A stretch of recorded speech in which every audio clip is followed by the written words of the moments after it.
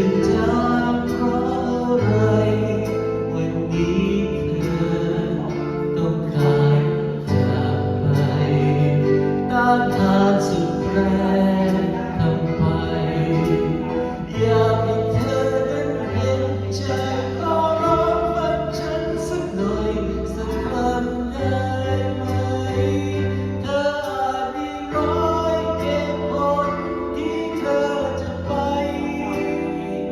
แต่ฉันมีเพียงเหตุผลเดียวจะให้เธออยู่ฟังเสียงหัวใจของฉันแล้วเธออาจจะรู้เหตุผลเดียวที่อยู่ก็คือรักเธอสองมืออ่อนและอาจจะลืมรับไว้หัวใจแตกสลายจะวอนขอเธอข้างเธอคนนี้แต่อย่าเดินหนีฉันไปขาดเธอสักคนฉันคงขาดใจต้านทานสุดแรงทำไปอยากให้เธอนั้นเห็นใจก็ร้องฟังฉันสักหน่อยสักครั้งได้ไหมเธออาจมีร้อยเหตุผลที่เธอจะไป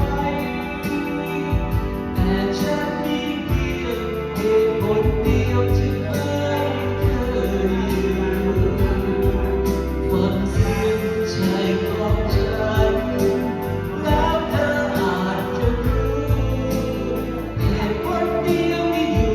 ก็คือรักเธ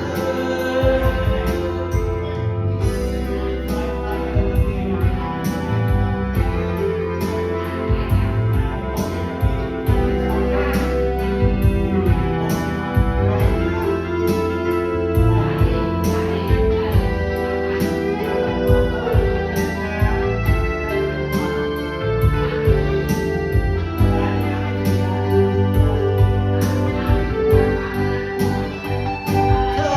าจมีร้อยเหตุผลที่เธอจะไปแต่ฉันมีเพียงเหตุผลเดียวจะให้